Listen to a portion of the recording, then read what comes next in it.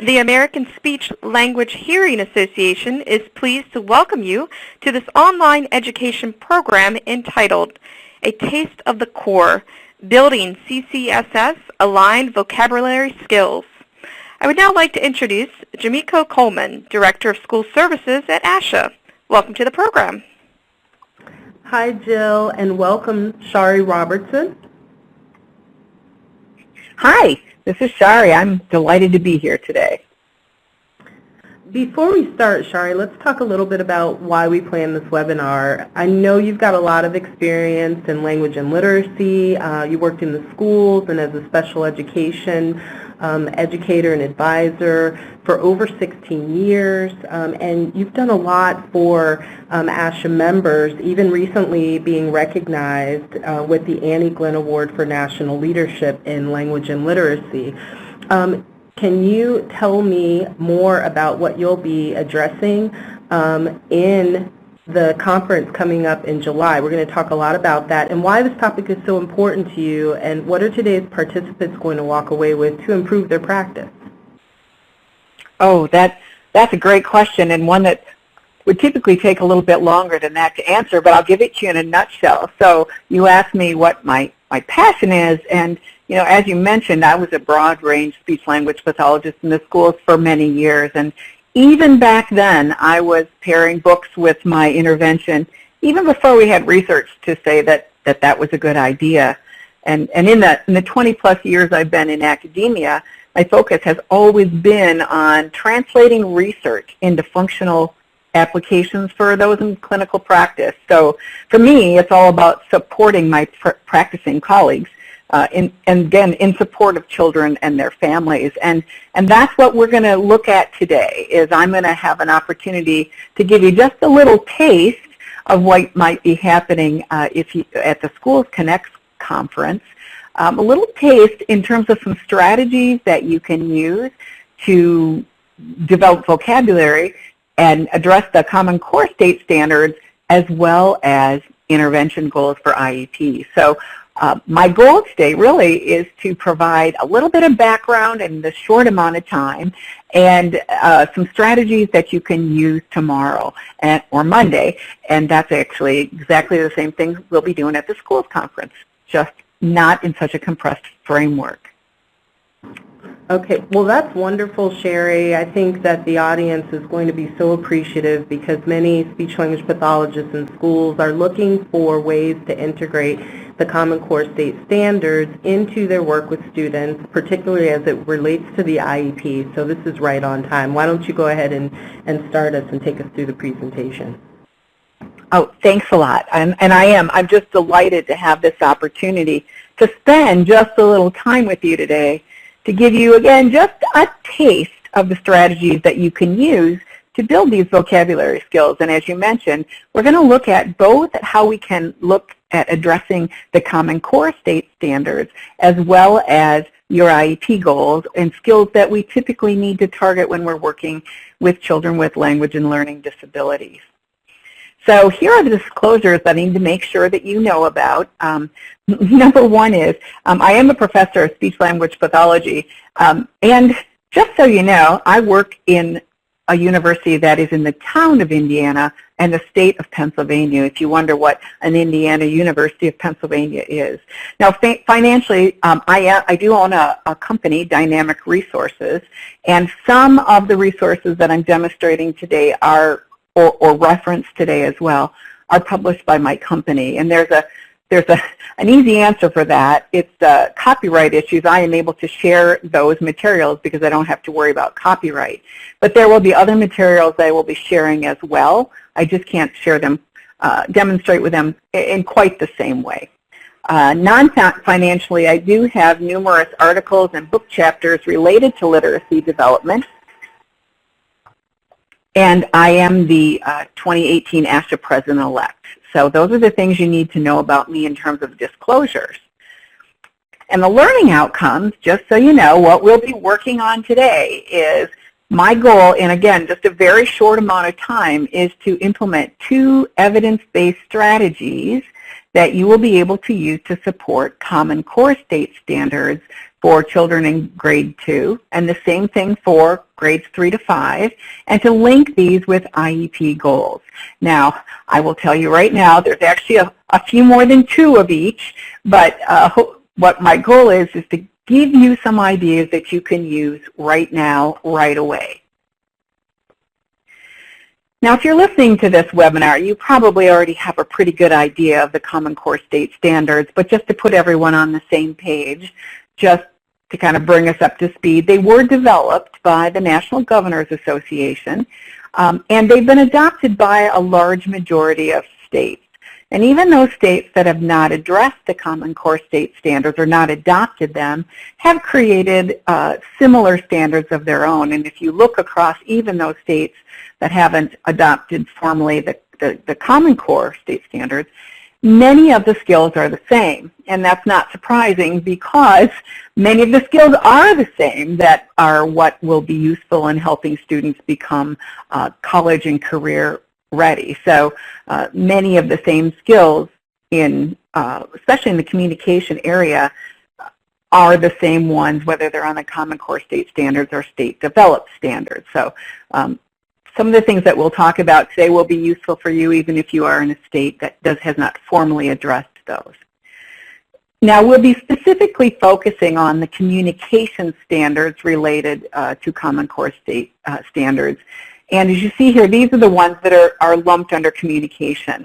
The foundational skills of phonological awareness, and speech-language pathologists have been working on phonological awareness skills for a long, long time. Anytime we do anything with articulation or phonology and we say to a child, is your sound in this word? We've been addressing that. That is more in the K2 area. And then there's the other 2, speaking and listening and language, and under each one of those are sub-skills. Now you'll see here under the language, there is a sub-skill of vocabulary acquisition and use. So that is one of the sub-skills within the communication standards. But if you look at those and take those as a whole, the first thing I noticed the first time I ever looked at these was these really are what SLPs already know and already what we do. In many, many cases, these are things that we've been covering for a long time.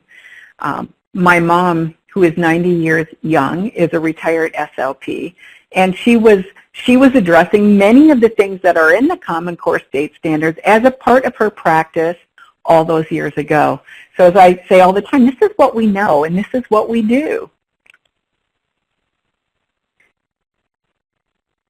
Now, when the first time I read the National Reading Report, which was published in 2000, as most people are aware, I came across this quote that says, "Good readers comprehend more words than poor readers."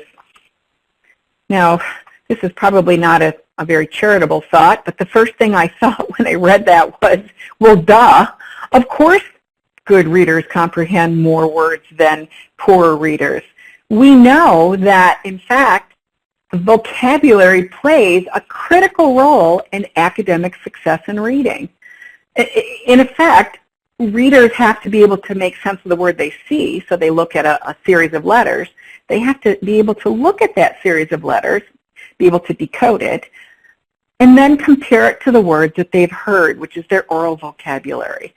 So, but the important piece is here, the oral vocabulary, because if a student looks at a word and is able to decode it, like giraffe, but doesn't have that word in their oral vocabulary, that will do them no good at all when it comes to comprehending the passage. So, in other words, what we do as speech-language pathologists in building oral vocabulary is a primary foundation skill for building academic success, literacy, in all academic areas. So children must understand the oral meaning of words before they can comprehend the written version of the word. And again, we're SLPs. We have known this for a long time. And all of the work we've done over the years in oral vocabulary, and we've understood how important that is to student success.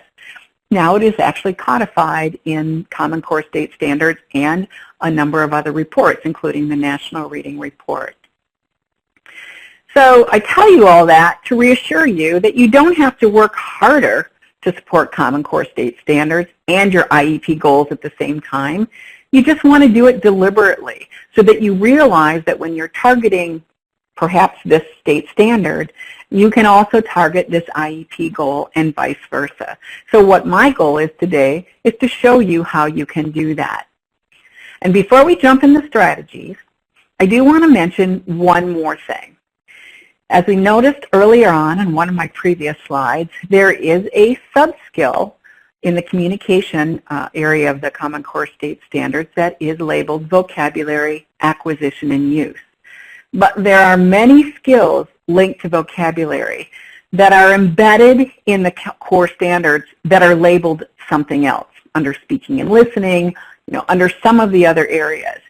And as you peruse them, as SLPs, we understand that some of the things that have been labeled something else actually pertain to vocabulary.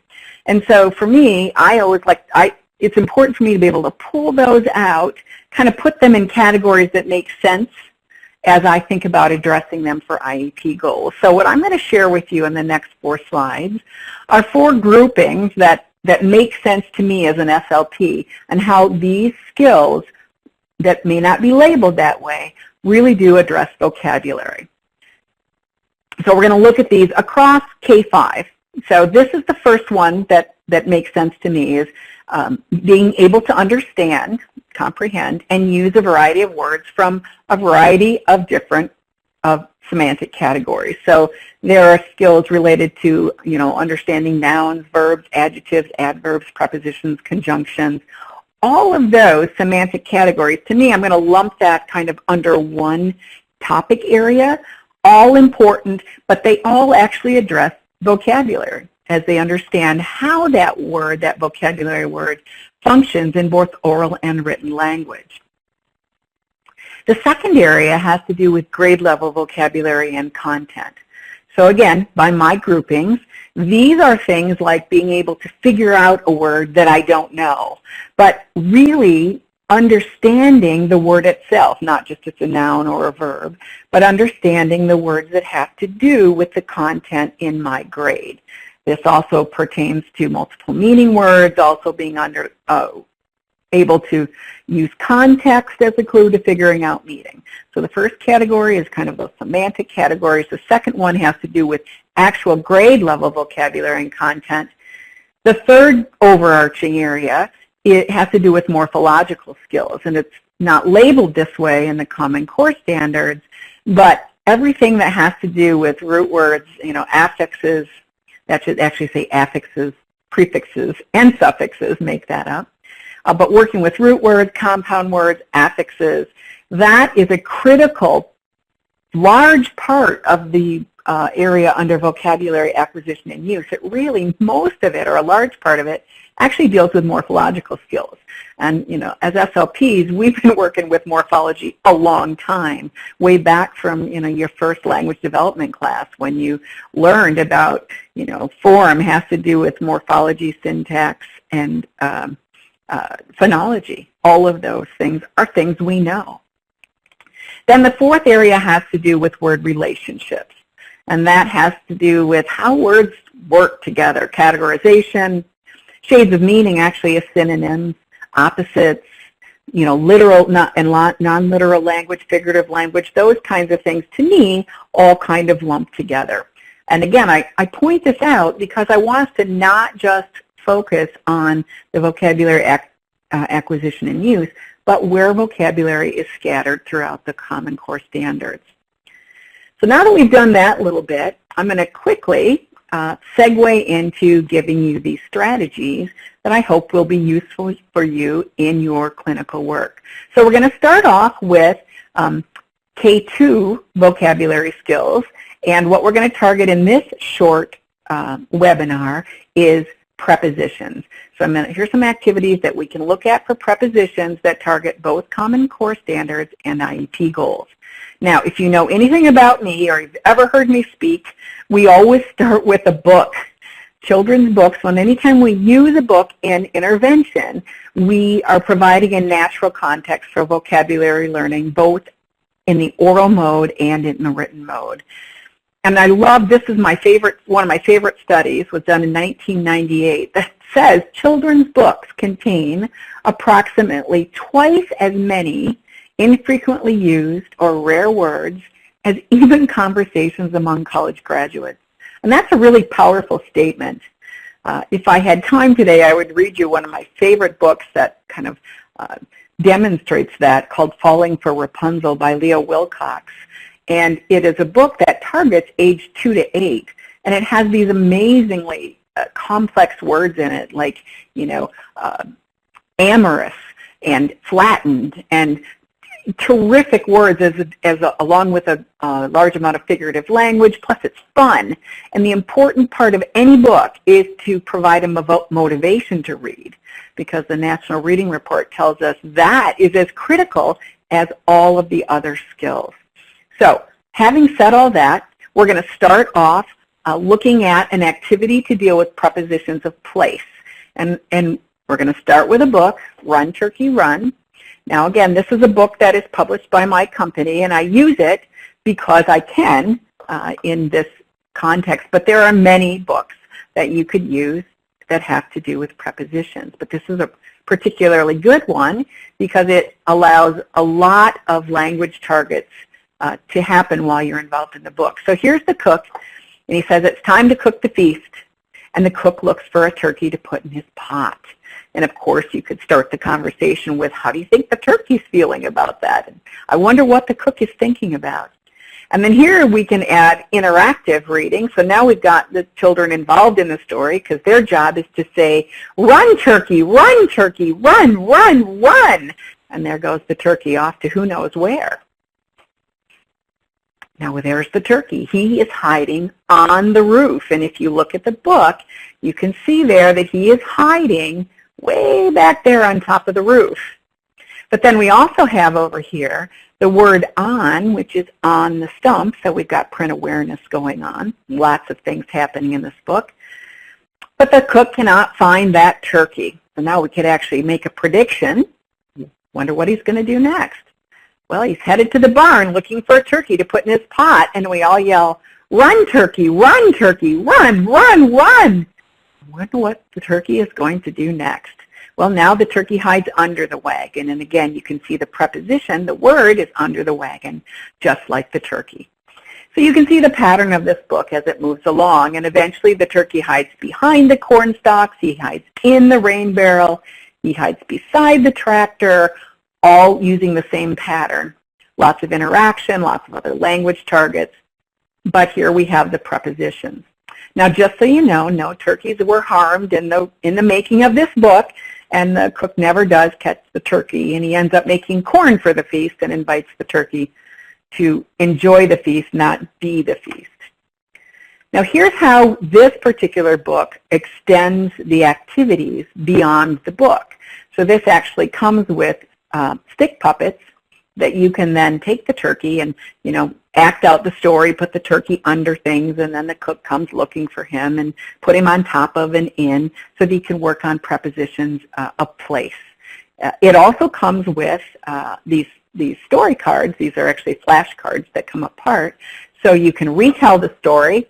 You can, talk about the prepositions. You could create new places for the turkey to hide. So you can extend this book. You can use the book. You're going to be targeting multiple IEP goals and language goals, working on prepositions of place, which are on the Common Core state standards. Now let's extend this a little bit to target some more IEP goals. So one thing you could do beyond this, you've read the book, you've played with it, you've retold it with the puppets. Another activity you can do the next time is hide an object in someplace in your room before the student enters. And it's the student's job to ask yes/no questions to find it, such as, is it under the box? Or is it in the box? Is it under the table? And all you can respond is yes/no. You can play this in teams of 2 where one student hides and one student answers. So in effect, one seeks and has to ask questions. One has to answer questions, so you can work on both asking and answering yes/no questions and working on doing that in complete sentences. Those would be IEP goals that could fit with this. You could extend it even farther to work on plurals by hiding something that in fact has or is a plural, like glasses, and now we have to look at the pronoun. Are they behind the door? Are they next to the plant? So here's how you can take this and extend it a little bit farther. It's a little different for me to have you not in the room with me because we would then continue to talk about all the ways you could use that book. But in the interest of time and moving on, we're going to look at the second activity, which is another activity related to prepositions. But now we're going to look at prepositions of manner, again, targeted in the Common Core State Standards. And this book, Rosie's Walk, I don't have copyright permission, but I can show you. Here's the front cover by Pat Hutchings. And the book just goes, Rosie the hen went for a walk. She goes across the yard, around the pool, over the haystack, past the mill, through the fence, under the beehive, and got home just in time for dinner. And also in this book, if you don't happen to know Rosie's Walk, there's a fox that's following right behind her. She has no idea he's there. He does not have good intentions in mind, but like when Rosie goes around the pool, he falls in the pool. So there's a lot of other things going on that you can talk about. But as we look at the prepositions here, we can, because there's very few words involved, we can really just, focus on the prepositions. So we read the book, we talk about it, we make predictions, and then we can extend it a little more to target some more Common Core goals, standards, and IEP goals. So here is create your own story.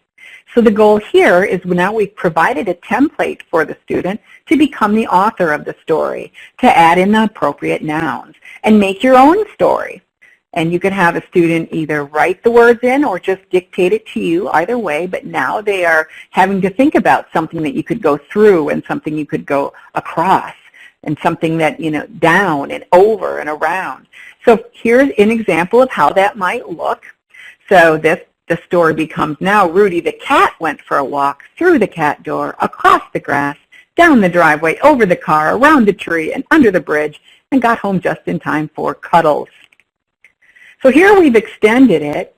We are now addressing an additional Common Core State Standard, which is adding drawings or visual displays if you in fact have the child draw the pictures that go along with your story.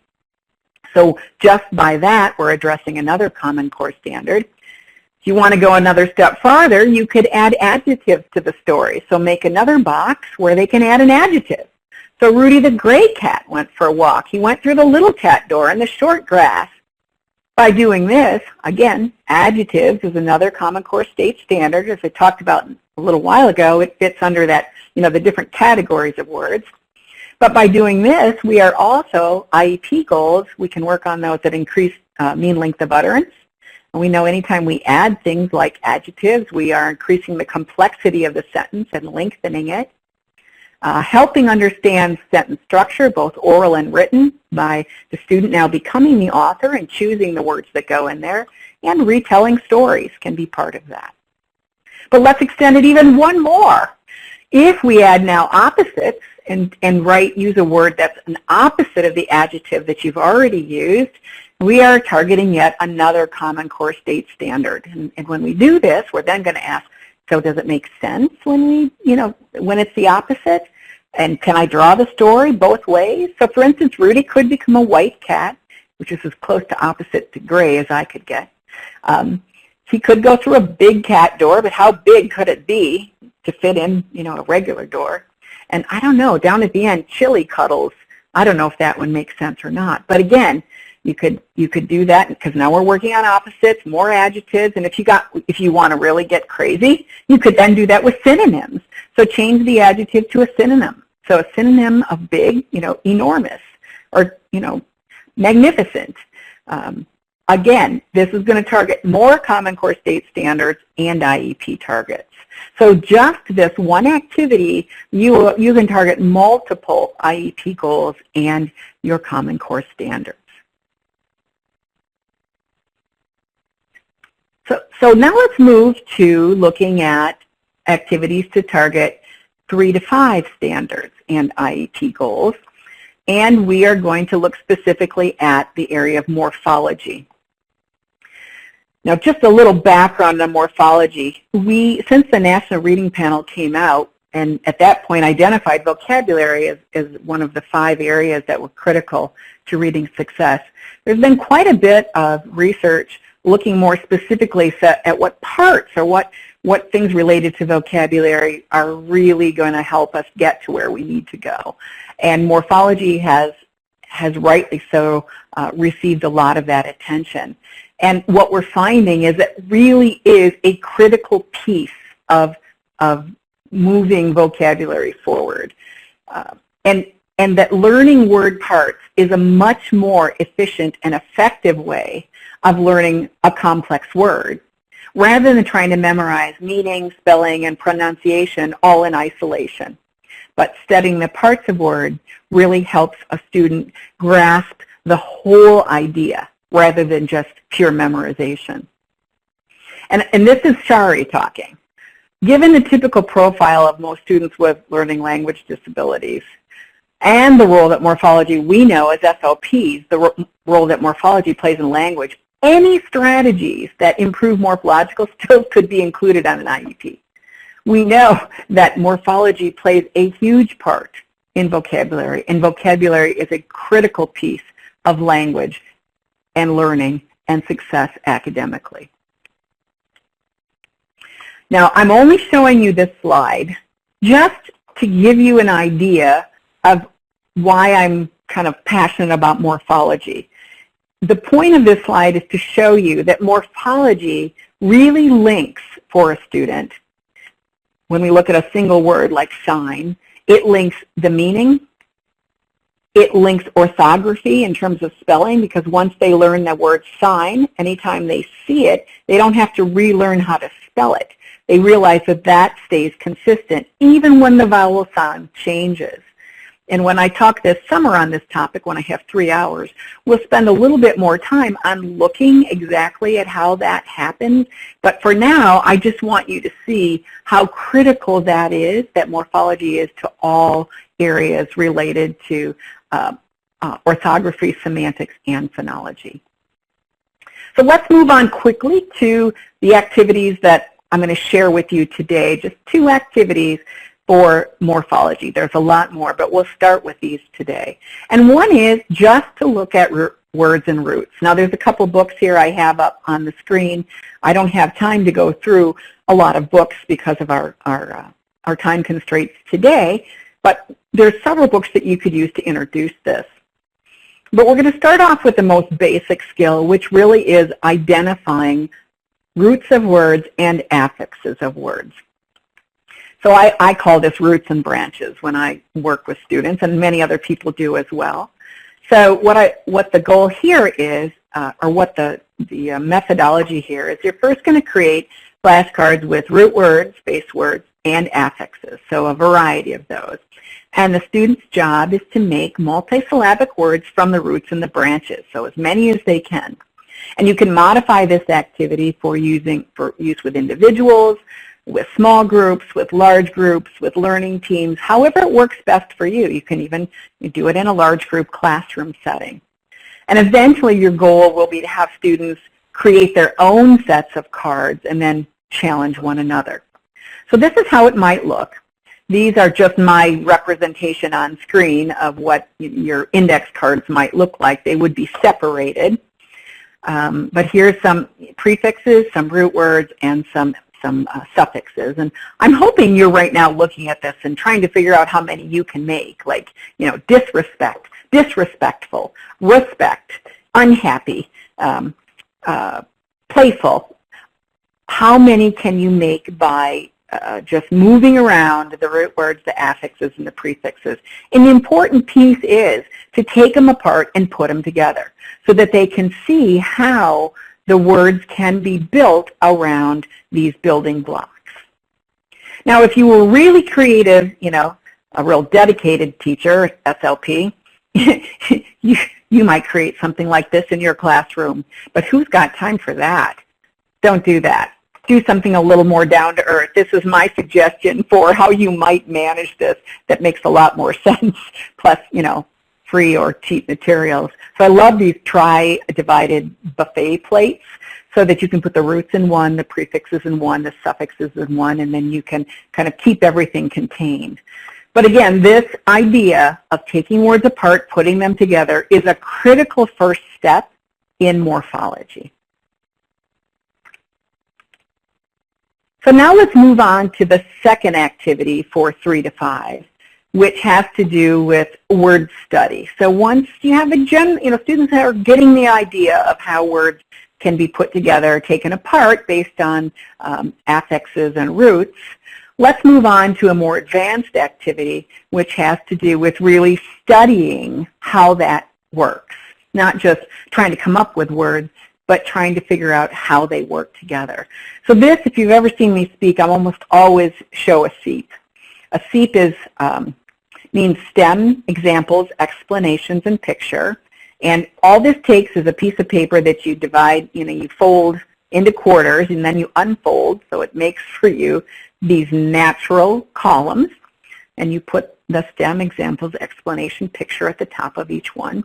And your goal is then to choose a prefix or a root or a suffix, and here we're looking at the prefix mal, and then we brainstorm words that we know that have mal in it. And I show you this one purposely because I did this with a group of 5th graders, and I love the words they came up with. And we had to work them a little bit. But by the end, we came up with Maleficent and Draco Malfoy. And at that time, Maleficent was, she was the bad fairy in Sleeping Beauty. And there actually was a movie starring Angelina Jolie that was out just about that time. So they found that Mal in Maleficent. And Draco Malfoy, as a student said to me, wow, if I'd known this, I'd known right from the beginning he was bad. It's right there in his name. And then we do come up with, so what is it? What does mal mean? It means something bad or evil. And then we have the student create a picture that will help them remember that. And again, that's kind of one of those Common Core things that says use visual displays to help them understand and move forward. I couldn't put a picture of Draco Malfoy, again, for copyright issues, but you can just pretend when it turns around that's who it is. So this is one way that you can do a word study. Another way to do that is using a brace map. And I've used purposely some higher level words here because I want to keep your attention out there. And in a brace map, what we are going to do is instead of trying to memorize the entire word as a whole, we break it down into its constituent parts, the affixes and the root. So once we know that anti means against or opposed, and federal means national or central, and ist is a person, we don't have to look up in a dictionary to know what anti-federalist means. And in fact, if a student had gone just from here, anti-federalist, to the dictionary here, and tried to memorize that, you know that it would probably not be a successful campaign, so to speak. It would go, they would memorize it for the test, or maybe even not, and then would not, again, remember it. But by breaking it down into its constituent parts, the definition literally writes itself, and the students understand why that's the definition. So let's go to the next one. Erythrocytosis. I'm going to test your knowledge of biology here a little bit. Erythrocytosis. Well, if you knew that erythro meant, erythro means red, and cyto, back in the biology days, like cytoplasm means cells, and cis is a condition, you can now predict that erythrocytosis is going to mean a condition of the red blood cells. Or even if you don't know it's the blood cells, you at least know a condition of the red cells. So again, we take it apart in order for the students to understand the individual meanings. And the last extension of this, because we are unfortunately running out of time, is, and this is quite an advanced activity, is to have students create what I call nonsense words to stump their partner or play in teams or however you want to use it. This is an activity, again, that I used in more advanced situations, but I used this successfully with younger children as well. We just use easier roots and branches. in this situation, typically you want them to have their own personal list of roots and affixes that you've been working on, or you provide them with a list so that they have that to start with. Now, I've used in my example here not the easiest of words because I want you to try to be predicting. But in this situation, we're going to take a word that really isn't a word, like micromorphist, and see if we can create a definition based on the pieces of the word. So micro, we know, means small, and morph means shape, and ist is one who does, person who does something. So if we put all of those together, we could create a definition for this nonsense word, which would be something like one who creates, or a person who creates small shapes. So let's see how you do with these two. The last one, because again, I put these together for you as an audience to see if you can figure these out. So biocretography. And so you're thinking to yourself, well, I know a bio is like a story about a person, and credo, that's like a creed, that's a belief, and graphy means write. So biocretography might be a believable book about someone's life. And again, the point here is to have the students think about, they are now in control. They're creating these words and the definitions based on the meanings of the roots and the branches. Oh, I gave you the answer here before I moved on. Thermoscope. We know thermo means heat and scope means given off something that you can see. So a thermoscope would be a device that lets you see the heat given off by an object. All of these skills related to morphology are going to hit the targets on the vocabulary acquisition and use piece on the Common Core State Standards, as well as support vocabulary development and academic success for language and learning, students with language and learning challenges. Whew, that was a lot in a short amount of time, but I don't want you to stop now. Hopefully, something that I said in this, our little short time today, gave you, an aha moment.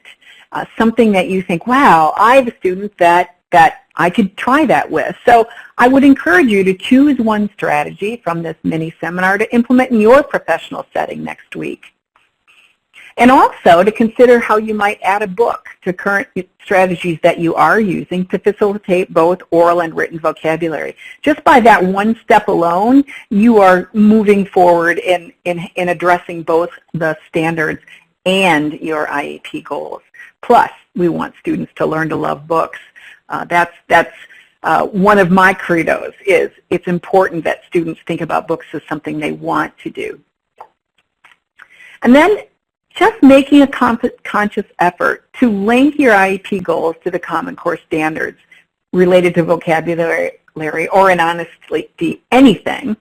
But I want you to consider that big picture that I gave you at the very beginning of all of the skills related to vocabulary that are on the Common Core standards, not just the ones under vocabulary acquisition and use. And then finally, share your ideas. Tell other people if it's working. If you are in social media, post it in one of the many Facebook pages that people have available for speech-language pathologists. But share those ideas. And the last one is to celebrate your success. Because the one thing I do know is that my colleagues in the field are doing amazing things. And we need to hear about that. You need to share it and you need to celebrate it. Because the things that we do really do make a difference in the lives of the students that you see every day. So I thank you very much for your time today. I hope you learned one or two things. And I'm looking forward to having the opportunity to speak perhaps with more of you in person at the ASHA Schools Connect in Baltimore in July. Thank you. In a nutshell, you've clearly explained the link between addressing morphology and learning the foundational aspects of complex vocabulary. You provided practical activities that really indicated how you can extend the Common Core State Standards to IEP goals and emphasize that it's not about working harder in what we do as speech-language pathologists, trying to help students understand that connection, but also really thinking about it deliberately. You really set the stage for what's to come at ASHA Connect this summer in Baltimore, and we look forward to hearing you again. Thank you, and goodbye for now from the ASHA National Office.